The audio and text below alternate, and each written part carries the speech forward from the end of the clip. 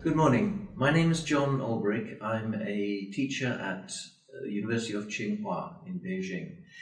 I'm a graduate of Cambridge University, I have a master's in intellectual history, and I'm from London. I've lived in China for 6 years and been a teacher at Tsinghua for 4 years. These are two of my students, Eva and Aris. Good morning, everybody. My name is Jiang Muyun. My English name is Eva. I'm a student in Tsinghua University and I major in English. Good morning. My name is Zhang Jiarui. My English name is Aris, and I'm a student in Tsinghua University. I major in English too. I would like to explain why listening skills are so important. If or when you go to university, you will certainly have to listen to lecturers from other universities, from overseas. Most of them will speak in English. English is, at the moment, the global language. It wasn't always the global language. Until about 1600 in Europe, people communicated in Latin. After that, French became the universal language. All the courts and professors of Europe used French to communicate. After around 1800, the global language changed to English, I think because of the British Empire, which disappeared a long time ago. But English has continued, mainly because of the power of the USA, I guess, and the global language may change in the future. All my students tell me it will become Chinese. However, at the moment, it is English. If you go to a conference or if you meet overseas people, visitors to China, any foreigner, they will speak to you in English, even if they're not from an English-speaking country. At a conference, if you meet someone from Brazil, Germany, Japan, China, Russia, what language will you use to speak in? You will speak in English, and you will need to listen to things in English as well. That's why listening and speaking in English are so important. I want to talk about how to listen to something. It's very hard listening to a long passage in a foreign language. If I listen to something in Chinese, I put my head in my hands and I cannot understand it. So, here are some tips and some help for you. Try to get the main idea, the key words of the lecture. You can tell from the title, you can tell from how the lecturer speaks, and you can tell from listening to the introduction what it is likely to be about.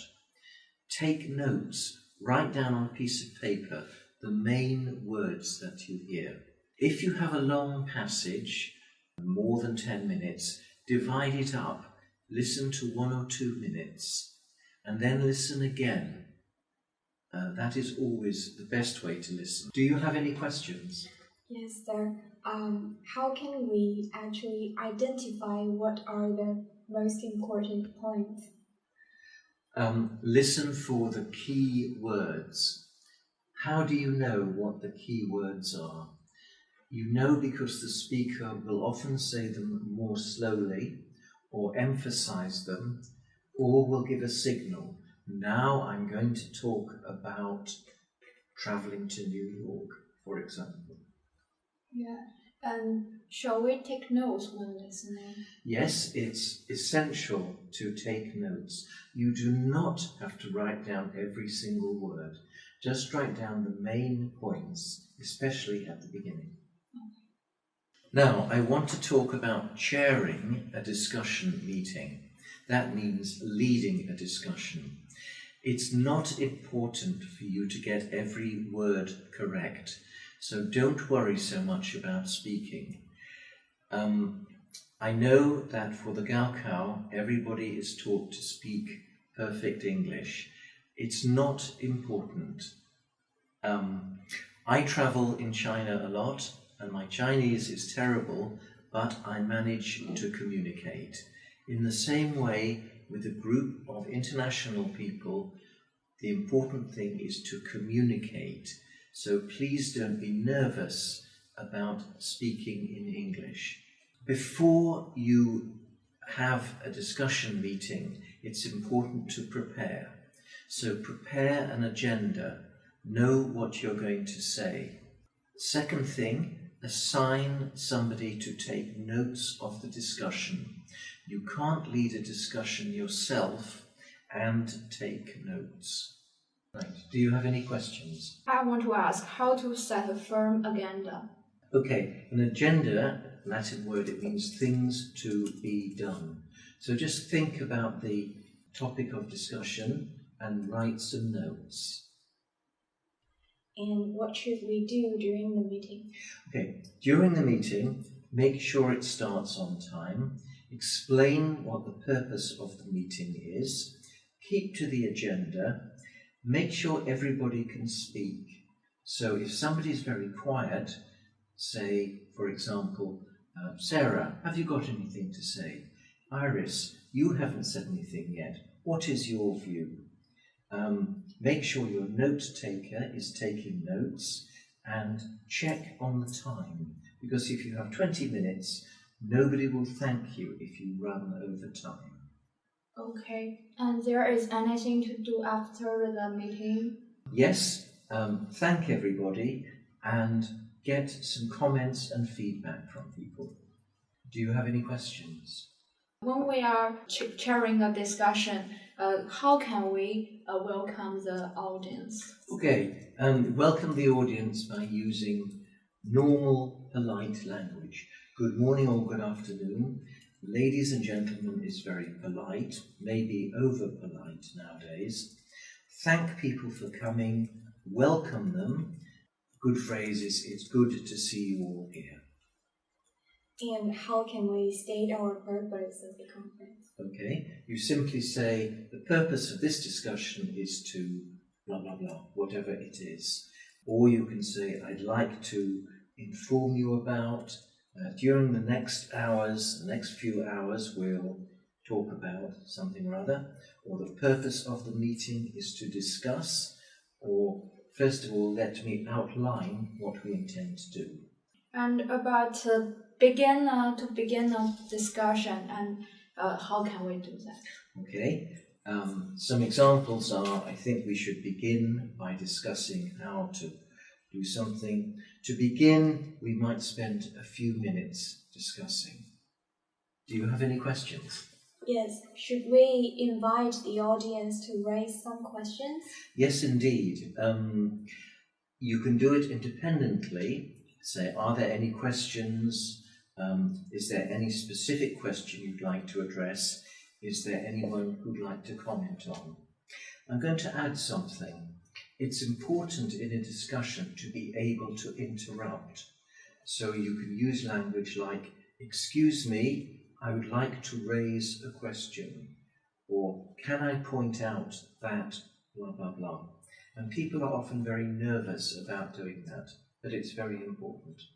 And should we introduce ourselves to the audience? Oh yes, of course. Always start by saying who you are, what your name is, where you're from, so they know that you have some credibility, and explain that you're going to chair the afternoon's discussion. And about the timing, how can we control the time we will talk? Okay, first of all, explain the time at the beginning of the talk. Secondly, there are always some people, and we see this in class as well, who talk too much. And you will learn to limit them. Okay, you can say, for example, okay, we've heard from you, does anyone else have a question? Or you can say, let me continue, and I hope I will cover the points that you've raised. If you get to the end of the time, a good expression is, I'd like to go on discussing this, but the time, unfortunately, the time is up, or we don't have any more time, something like that. Okay, and is there any ways to change the subjects? Yes, you can say the next item on the agenda is, or the next question for discussion is, or I would like to move on, or let's move on, let's pass on, anything like that. Okay. In the end, we will express our gratitude. Yes, just say thank you very much. Thank you for coming. Thank you for an excellent presentation. Any words like that are good. Now I want to talk a little bit about reading. It is absolutely essential that you read in order to be able to write well. It doesn't matter what you read something that you enjoy. Okay, how can you read well? You don't need to look up every single word. When you read an article or a book, particularly an article, the paragraph will relate to a single topic. There will be a topic sentence in the paragraph. It states the main idea of the paragraph. It's usually, but not always, the first sentence, but it can come anywhere, and it will tell you the main subject of the paragraph. It won't be too general, but then the rest of the paragraph will support the topic, so it will give you more detail. Any questions? Yes, a topic sentence actually can occur at any place in the paragraph, so how can we identify them? That's a good question. You have to read the whole paragraph. It seems obvious. Find the sentence that gives you the main idea. A sentence that gives you examples or supporting detail will not be the topic sentence. There will be an explanation in the paragraph, and that will support the topic. It should be needed for each example as evidence. And then there will usually be a concluding sentence in a paragraph to summarize what has been said. Do you have any questions? Is this firm structure necessary all the time? No, it's not. There is a diagram here that shows topic sentence, evidence 1, explanation 1. But no, it's not necessary. People write in English in very different ways. English is much less structured than Chinese, and it is not necessary to stick to this all the time. As long as you have a topic sentence and then produce evidence to support it, that is fine.